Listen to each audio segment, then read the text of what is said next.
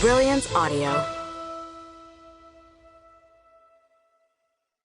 Wild Texas Rose by Christina Dodd.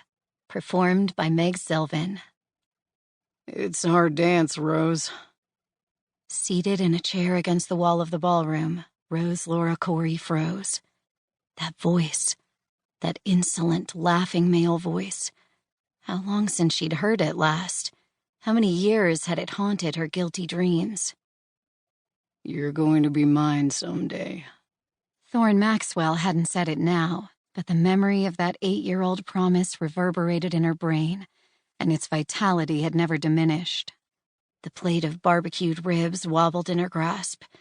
Pinning a smile to her lips, she willed her racing heart and shaking hands to stillness, and raised her formal gaze to her nemesis. As she well knew, he stood 6'4" in his stocking feet, and he wasn't wearing just stockings. His black leather boots added another inch to his height, and the long sweep of his blue denim shrink-to-fit Levi's made him look taller yet. A starched, ironed blue chambray shirt covered shoulders now strengthened by maturity. His bandana, Rose noted with fastidious disapproval, drew the eye like a magnet. It was red, the color of fire, temper, and lust, an appropriate shade for an inappropriate man. He was not noticeably discouraged by her disapproval as he loomed over her with the arrogance of a man sure of his welcome. You promised this dance to me, he insisted. What are you doing here? She spoke in a low, ladylike voice, hoping desperately to keep this encounter from becoming the talk of the party.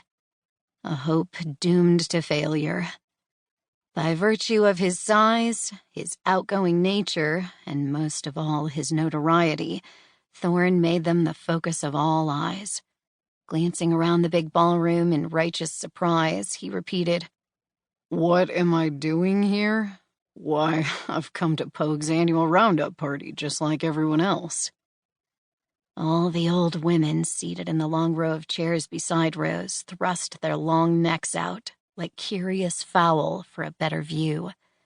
Utilizing his considerable charm, Thorn smiled and bowed to them, transforming them, Rose thought scornfully, into a giggling flock of silly geese. "That's not what I mean." She sounded prim and outraged, as withered as the old ladies and stern where they were not. "What are you doing back in Presidio County?"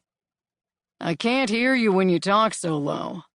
He said it in the clarion tones of a town crier, and the ladies settled back in their straight-backed chairs, glad of their front-row seats. "What am I doing in Presidio County?